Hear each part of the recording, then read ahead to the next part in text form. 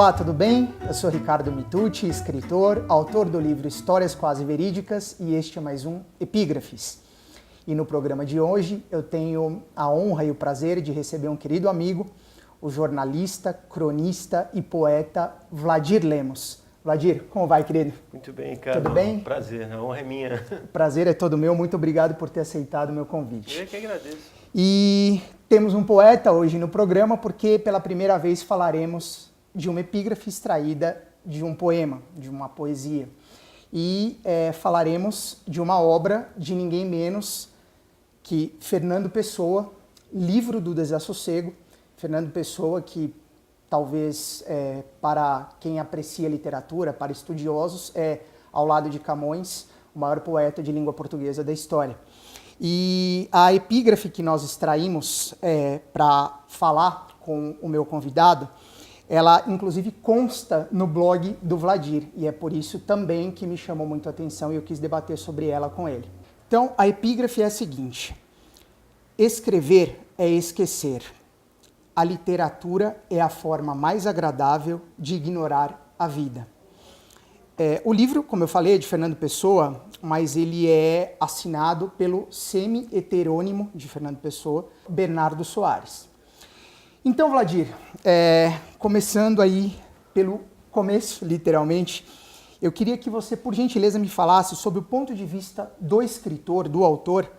Esse esquecer que o poeta cita na epígrafe é uma negação à realidade? É uma espécie de desconstrução da realidade?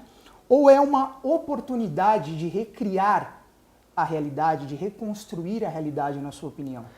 Olha, eu ficaria com a terceira, talvez. Eu acho que não se trata exatamente de uma negação, se trata de um encontro com outro mundo, né? E é interessante notar também que esse tipo de coisa, e a gente vai falar disso, você já tinha me provocado um pouco antes sobre essa...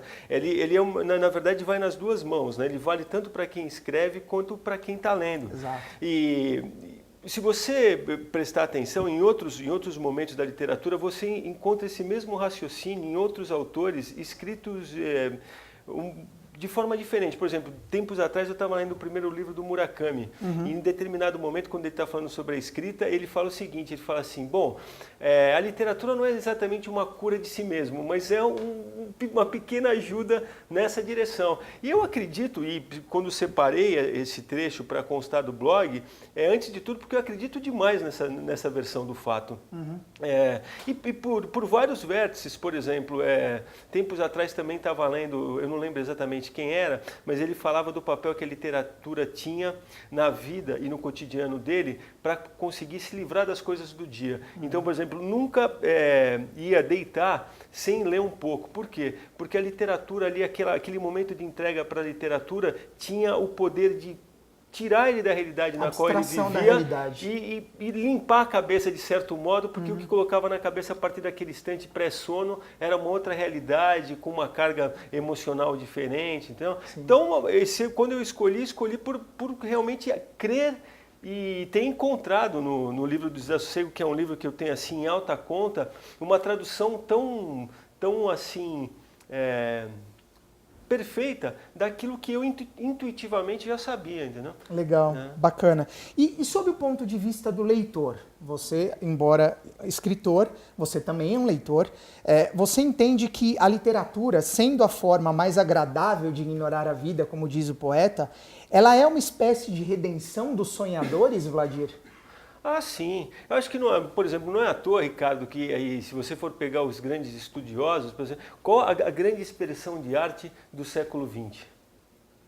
Os artistas plásticos talvez fiquem bravos comigo. Não, mas o romance é a grande expressão artística da coisa. E muito provavelmente porque embute aí essa capacidade, entendeu? De transportar o leitor para um outro mundo, que de repente pode até ser o próprio mundo dele, né? Aquilo que eu falei, você se encontra ali em coisas que você cognitivamente já tinha como convicção ou não achava, você acaba comungando, né? Acho que o que é legal dessa epígrafe também é essa coisa da comunhão, né? É um tipo de coisa que da qual o leitor e o escritor comungam, Sim. né? E onde eles se encontram, né? Sim. Essa é acho que é a profundidade verdadeira do que você selecionou aí para a gente conversar, né? Com certeza. E como eu falei no início, Wladir, ele é também poeta, e eu vou mostrar E uma outra coisa, Ricardo, se você me permite, a gente acabou não falando, né? O livro do Desassossego, para quem não leu, assim, acho que é uma dica de leitura tremenda, assim, porque são fragmentos, existem várias teorias. Por exemplo, a Global Editora acabou de lançar uma outra versão do livro do Desassossego, onde a principal diferença, na verdade, é que ele perde o singular e ganha o plural. Livros do Desassossego, Sim. porque a pesquisadora que tratou da obra, ela na verdade está convicta de que se tratam de 3 livros. São né? livros Você distintos. citou o Bernardo Soares, então na verdade tem o primeiro que é o Vicente Guedes, um pouco na figura do Pessoa, que depois vira Vicente Guedes, o Barão de Teves e o Bernardo Soares. E ela fala que é importante essa separação para que as pessoas saibam exatamente o que o guarda-livro Bernardo Soares pensa e traduz, entendeu? Sim. E os outros 2 semi-heterônimos também. Eu acho muito interessante. Você vê, o livro tão profundo que ele está em mutação ainda, estão descobrindo o que é verdadeiramente o livro do Desassossego. Até interessante você falar sobre isso, Wladir, porque Bernardo Soares é um ajudante de guarda-livros. Então, muito provavelmente por conta dessa profissão que ele tinha, né, que ele tem essa relação com os livros, com a literatura, e foi por isso que eu escolhi essa epígrafe para a gente bater um papo com você. E já que a gente está falando de poeta, já que a gente está falando de poesia com um poeta, eu queria aproveitar para mostrar o livro do Wladir de poemas, que é Os Dias em Mim, tá? Depois no final a gente vai falar um pouquinho mais sobre ele. Wladir, você como um poeta, a poesia é a forma literária mais bela de ignorar a realidade, na sua opinião? Olha, talvez ela seja a mais profunda de todas, né? Eu confesso para você que acho que é o contrário da literatura em si, do romance. A poesia ela é um estágio diferente de escrita. Por exemplo, você falou o poeta Wladir Lemos. Eu canso de falar isso porque eu acho que é uma designação assim com a qual eu não me sinto bem até hoje. Eu confesso para você, porque eu acho que ao contrário das pessoas que se propõem a escrever um romance, você pode decidir de hoje para amanhã falar, pô, vou escrever um romance. Você senta e escreve, mas eu sempre vou duvidar do sujeito que fala, eu vou parar e vou escrever um livro de poema. Claro. Entendeu? Porque eu acho que, e talvez por isso essa ligação tão grande com o Fernando Pessoa, porque eu entendo também a poesia como uma coisa meio intuída, realmente. Ela lida com um tipo de sensibilidade que acho impossível. Talvez as pessoas mais, os grandes poetas, não duvido que Pessoa tivesse esse poder, nem que Pablo Neruda tivesse esse poder, nem que Lorca. É uma esfera da sensibilidade que você não tem ela todo o tempo. Claro, né? eu concordo. E me faz acreditar, por exemplo, ter lido tempos atrás, pouco antes da morte do Ferreira Goulart, ele mesmo falando que em certo momento da vida passou quase 20 anos sem escrever um livro de poemas. Então eu acho que ela é realmente a mais bela, é a mais profunda e é a mais indomável também. Com certeza, né? concordo de novo. E acho que a beleza da poesia também vem um pouco dessa coisa de ser indomável, né? Você não sabe quando a poesia vai te chegar. Sim. Né? E o livro que você acabou de apresentar, eu tinha feito um primeiro livro de poemas 27 anos atrás e vim fazer o segundo, não que eu tivesse parado de escrever, mas não é uma escrita contínua. Claro, né? Justamente em função dessa questão da tal inspiração, que talvez para a poesia seja algo mais... não importante, mas talvez a poesia peça mais isso do que a prosa. Então eu vou tomar a liberdade de lembrar uma outra coisa também, que eu acho que a poesia acaba perdendo muito nesse sentido. E vou citar o Murakami de novo, porque foi uma leitura minha recente também. Ele com aquele cinismo dele, acho que até no prefácio do livro, ele faz uma brincadeira com certo cinismo e fala, pô, se você quiser saber de arte, vá ler os autores gregos, entendeu? Porque a arte depende de uma coisa meio escravocrata.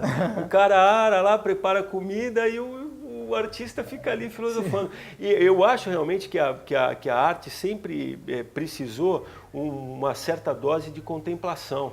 E acho que o mundo está perdendo isso, porque o mundo está muito rápido. Eu acho que a própria literatura, de uma maneira geral, espelha essa falta de contemplação. Talvez por isso ela não seja às vezes tão profunda, e a poesia acho que sofre mais com isso, porque acho que se a literatura, de uma maneira geral, precisa de contemplação, a poesia precisa de muito mais, né? Concordo.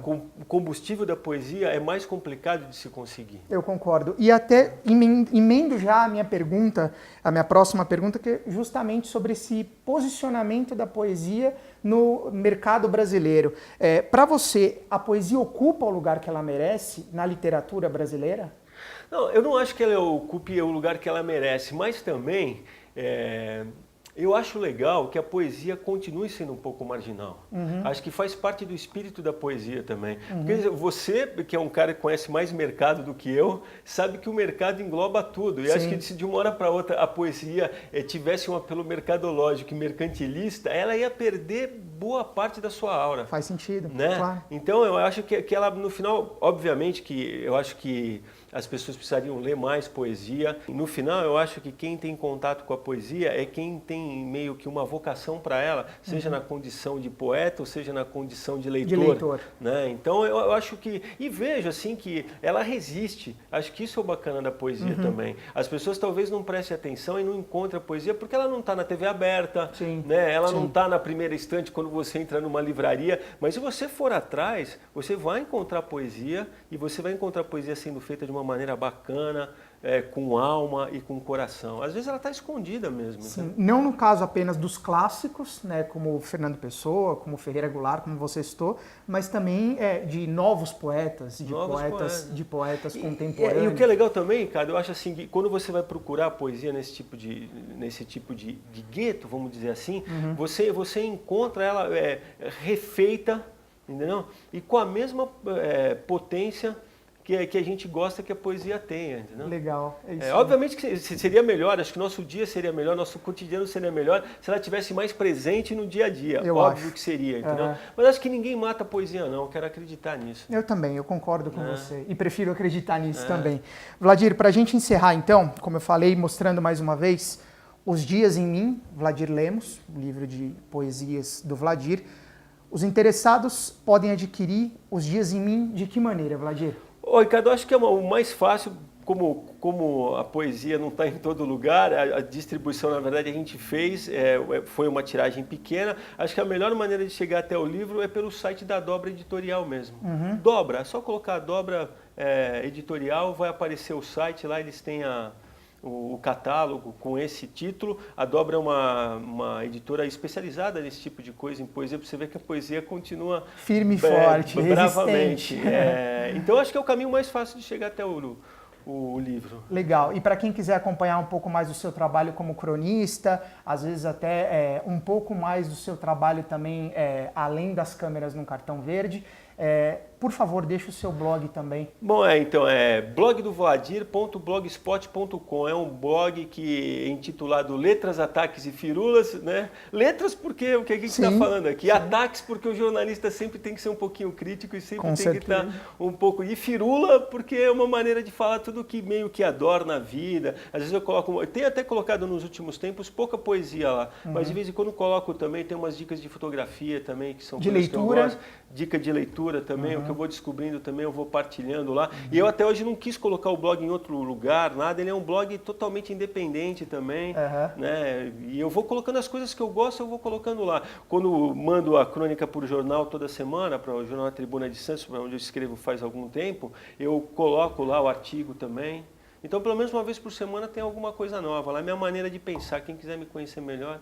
Eu recomendo muito. O blog do Vladir, ele falou, é um blog independente, mas é um blog muito bem feito, com excelentes textos que realmente mostram um pouco mais da qualidade, da competência desse grande profissional, desse grande jornalista, colega de profissão e desse grande escritor, poeta, cronista, como eu falei, embora ele não goste do título de poeta, não deixa de ser.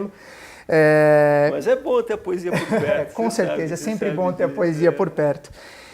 Então é isso, eu queria te agradecer, de verdade, foi um grande prazer, uma grande honra, como eu disse, recebê-lo no Epígrafes.